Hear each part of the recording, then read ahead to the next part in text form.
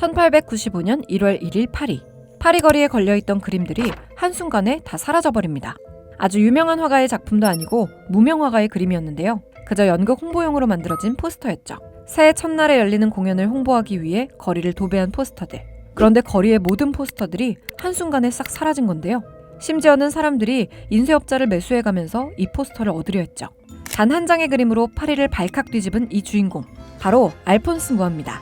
그의 독특하고 아름다운 그림체는 파리의 사람들을 사로잡았는데요. 뿐만 아니라 현대에도 알폰스 무아의 독특한 화풍은 많은 사랑을 받죠. 알폰스 무아의 그림이 과거부터 현재까지 사랑받는 이유는 뭘까요? 지금 서울에서는 그 이유를 알 수 있는 전시가 펼쳐지고 있는데요. 바로 서울 마이아트 뮤지엄에서 열리고 있는 아르누보의 꽃, 알폰스 무아 원화전입니다. 엄청난 규모의 벌써부터 SNS에서 반응 핫한 이 전시, 저희가 직접 다녀왔습니다. 우선 무아의 포스터는 멀리서도 눈에 띕니다. 장식이 엄청 화려해요. 특히 야자잎을 들고 고고하게 서 있는 여인의 모습이 신비로우면서도 우아해 보이죠. 당대 최고 인기 여배우를 그린 건데요. 이 배우의 공연을 홍보하기 위해 그린 포스터였죠. 이 포스터에 열광한 이유는 인기 배우를 아름답게 담았기 때문일까요? 그뿐만이 아닙니다. 포스터에 대한 선입견을 단번에 깨버렸기 때문이죠. 당시 포스터들은 명확한 선, 통일된 형태를 고집했어요. 그리고 쨍하고 명확한 색을 칠했습니다. 심지어 규격도 엄격했죠. 그런데 무아의 포스터는 당시 유행하던 화풍과 전혀 다릅니다. 파스텔 톤에 곡선이 가득하죠.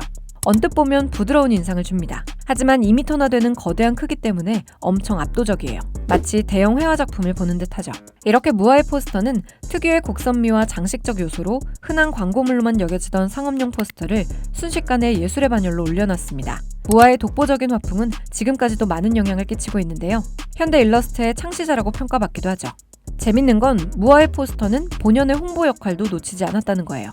그저 화려하고 예쁜 그림처럼 보이지만 포스터를 자세히 들여다보면 어떤 걸 광고하고 있는지 알 수 있죠. 작품 하나하나마다 광고 요소를 찾아보는 재미도 있는데요.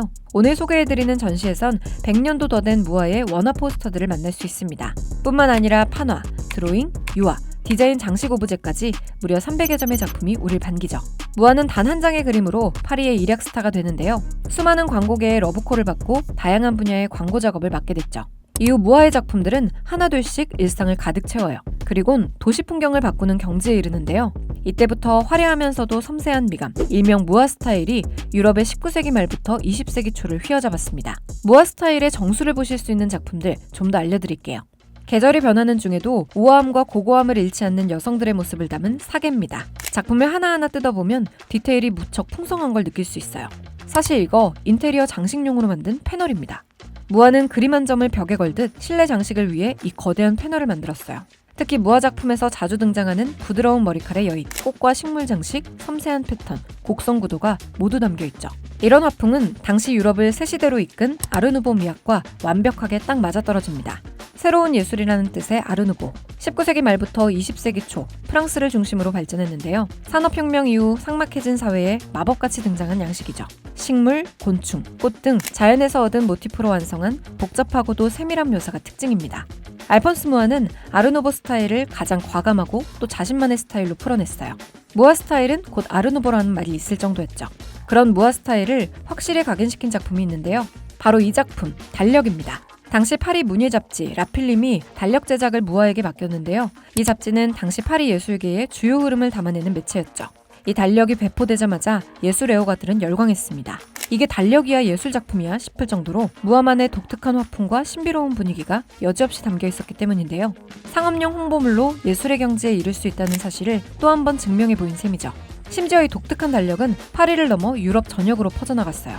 무아 스타일을 각인시키고 그의 명성은 더 확고해졌습니다. 아르누보의 상징으로 불리며 스타 작가로 승승장구하는 알폰스 무아. 하지만 그는 파리에서 상업예술로 성공한 예술가에 그치지 않아요. 그의 고향 체코로 발길을 돌리죠.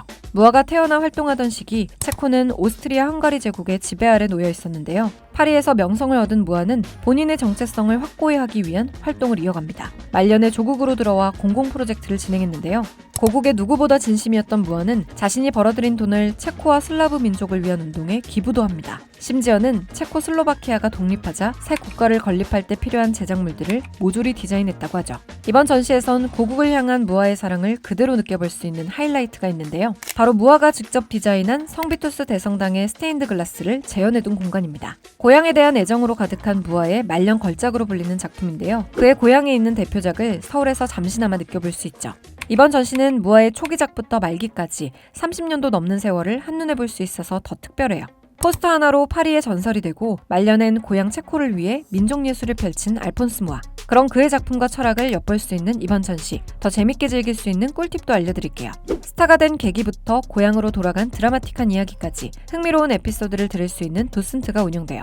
정우철, 이지한, 한지원 3명의 도슨트가 함께하는데요. 게다가 무료로 운영되니 절대 놓치면 안 되겠죠? 전시의 여운을 오래 간직하고 싶은 분들을 위한 꿀팁도 있어요. 전시장 입구 카페에선 무아에서 영감을 받은 시그니처 음료를 전시기간 한정으로 판매합니다. 은은한 파스텔 톤을 그대로 살린 일명 무아의 무화과 음료를 맛볼 수 있어요.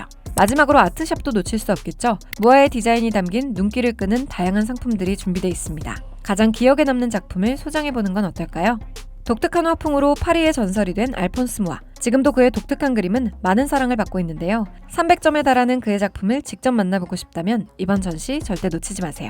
전시는 서울 마이아트 뮤지엄에서 7월 13일까지 이어집니다. 지금 널 위한 구구 티켓에서 이번 전시의 할인 티켓을 판매하고 있는데요. 티켓을 구매하고 싶다면 더보기란과 댓글 링크를 확인해주세요.